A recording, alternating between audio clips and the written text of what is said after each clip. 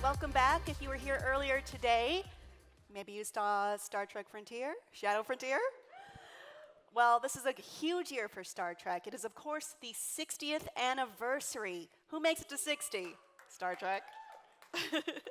IDW Publishing is going all out for the anniversary of Star Trek. Joining us to preview what's next on the final frontier are some of the most highly decorated Starfleet officers from the world of Star Trek comic books. Christopher Cantwell, Gerry Duggan, Collin Kelly, and Jackson Lanzing. Welcome to IGN Live. Hi. Ah! Hi. Hey.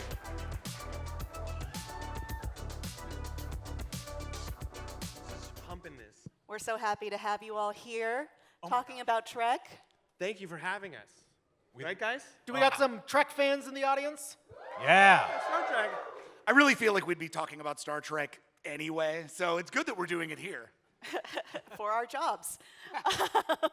Chris, so many fans have wanted a spin-off of Picard Season 3 featuring the crew of the Enterprise G, and now you're getting the chance to tell those stories. What is your prime directive with Star Trek #1? Well, yeah, so we're doing Star Trek #1. We get to be the Enterprise story for the 60th anniversary, which is pretty cool. It's me and Dennis Minier, who's the artist, and it takes place 5 years after Picard. So we leave some space there in case Terry Matalas or whoever wanted to come back and do something with the cast or do what happens to them. So we're a little deeper into Seven's mission, Jack's mission, and we're kind of picking them up a little bit more seasoned. You know, I would say that. So my prime directive would be it's all new. It's looking forward. There's not a lot of winks and nods. There's some Nepo babies on board. Okay. Right? There's 3 Nepo babies, but like everything else is like Brave New World. We're just moving into the unknown galaxy. That's what we want to do with the book. That's an extremely Star Trek answer. Okay, good. Gerry, can you break down the premise of Red Shirts, Ghost of the 21st Century? Beyond that, we're continuing Red Shirts, which is horrifying. Look at that cover. Yes, so Red Shirts was an incredible opportunity to come and have some fun with the story that Chris and his collaborators told. They left an incredible gift behind in the form of a turncoat in Starfleet. And so we are having a lot of fun with, there's Miller. He is, I guess I can spoil the end of your book. There's an expiration date, right? He's a Romulan spy. And so what Chris and his collaborators did in that first series broke your heart with every red shirt death. And we are going to make you thrilled. There is a problem in Starfleet. He's the rot, and we have 2 new heroes that are going to help right the ship in Starfleet. Very violent. I love the art for Red Shirts. Oh my I would gosh. hang it in my house, but it's too scary. Yes, Scott Boncristiano and I did a horror book, and the schedules aligned that we could come back around and do this with Heather Antos, who is editing all the Trek books.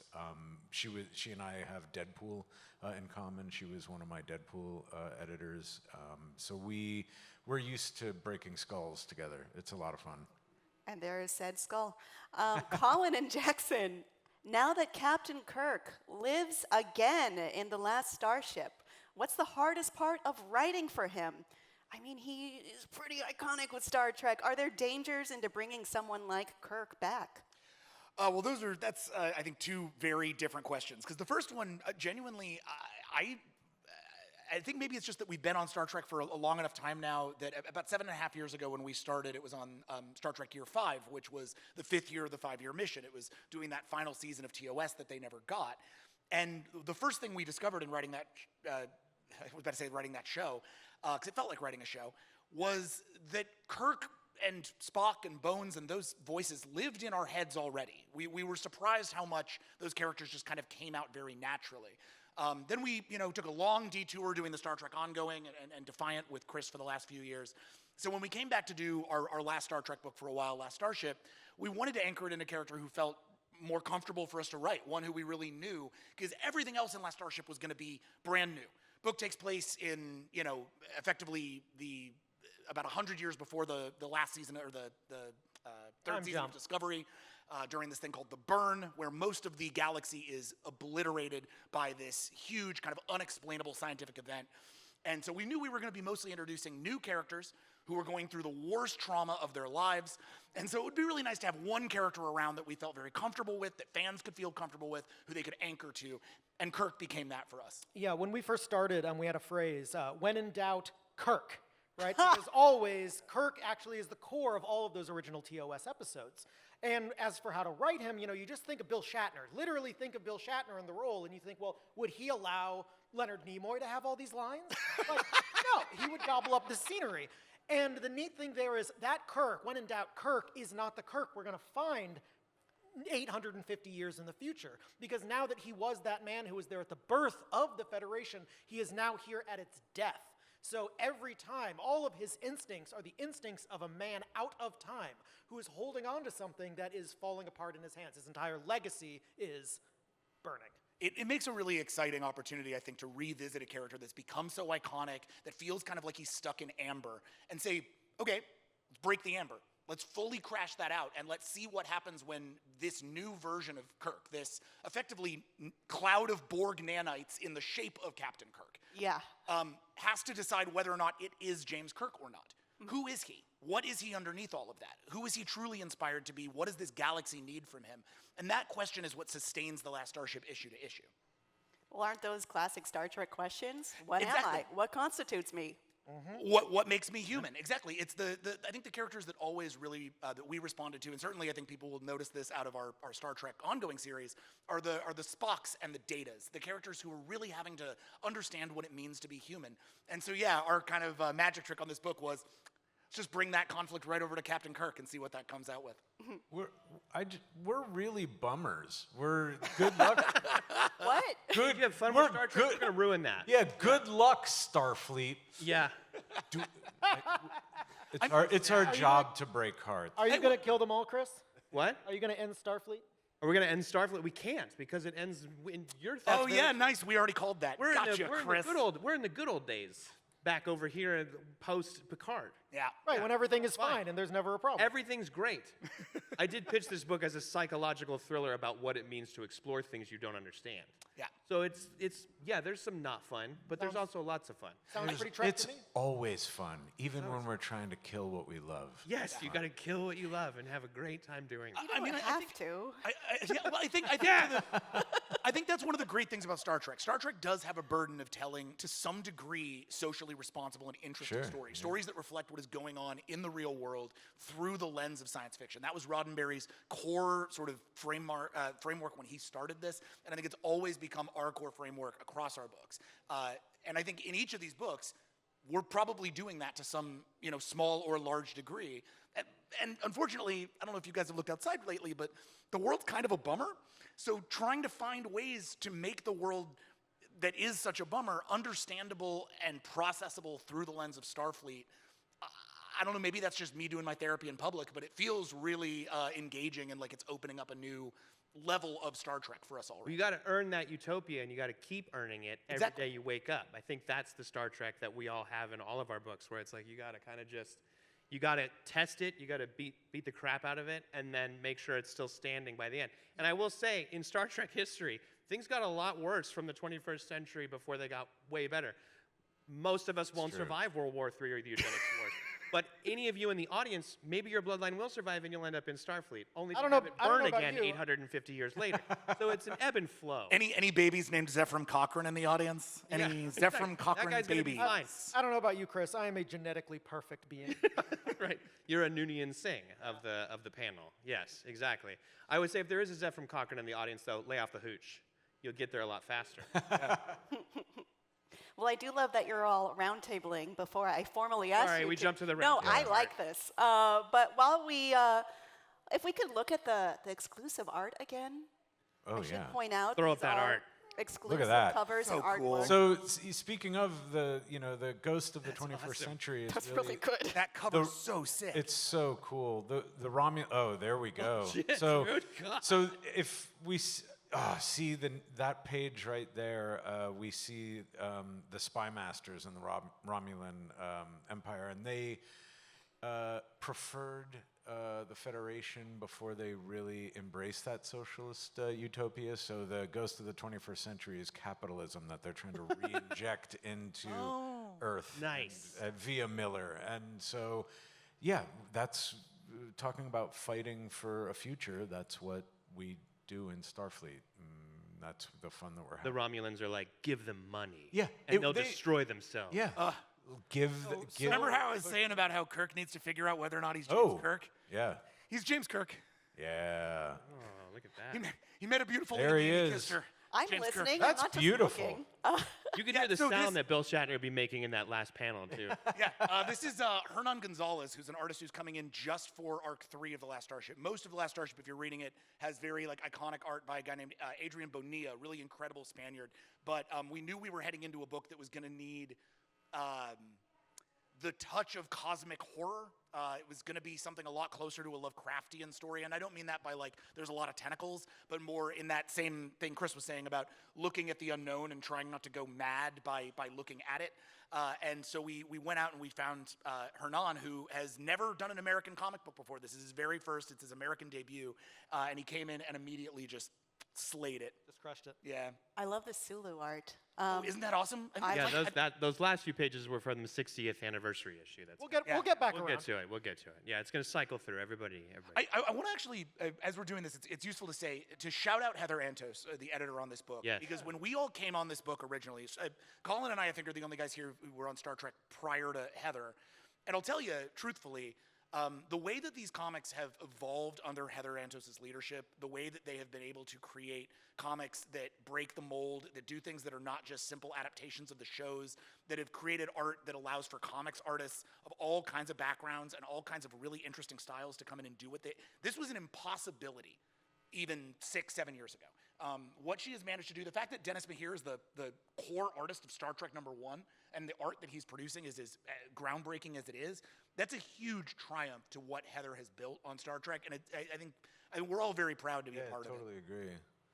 I do have a question for the group, and this is very open-ended. Is there an episode of any Star Trek series that best exemplifies where you hope to take the franchise as it moves forward the 60th year and beyond? I've got mine. I'll just go to my two favorite episodes. There are two episodes that I think really kind of lay the ends of the spectrum for Trek for me, which are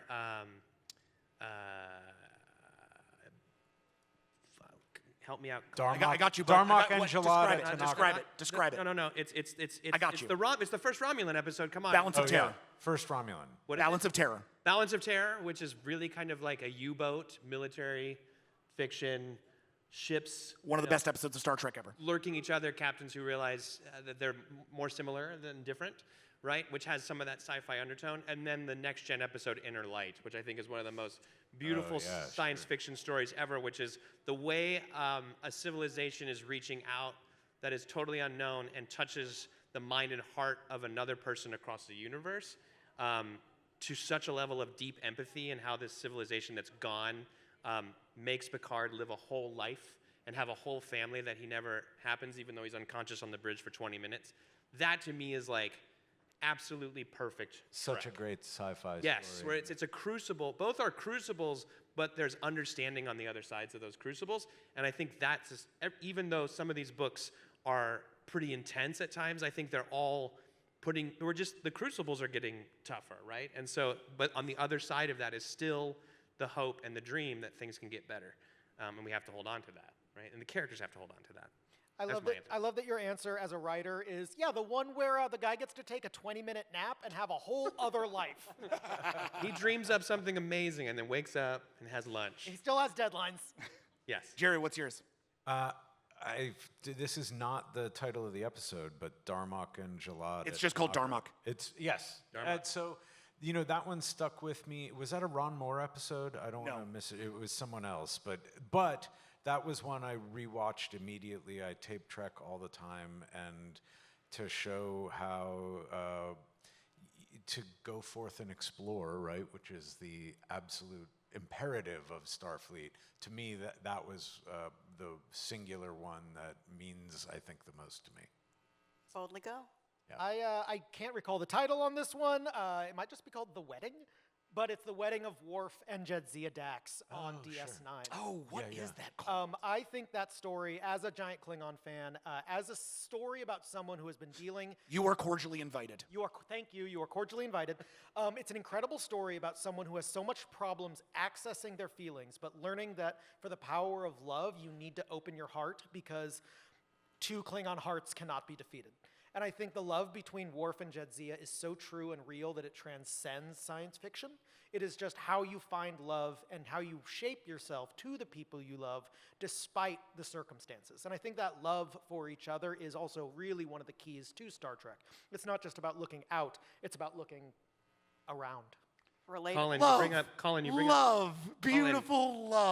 up Klingon hearts. How many chambers does a Klingon heart have? Oh, I knew someone was going to ask this. I looked it up and then I forgot it. What was that? How many How many chambers? does a Klingon heart have? Oh, I don't know. Heart. You're the one writing the medical Klingon book. Isn't it 4? Is it 8? I think it's 8. I think it's 8. 100 chambers. It's 8. I It's think 8 isn't it? because there's 8. 2. Yeah, I think that's right. Believe If the one of audience. you can correct Chris, you get a free comic book. I'll call out mine, which I think is just returning back to the bummer of it all. You guys all gave really uplifting, nice answers that really typify Star Trek.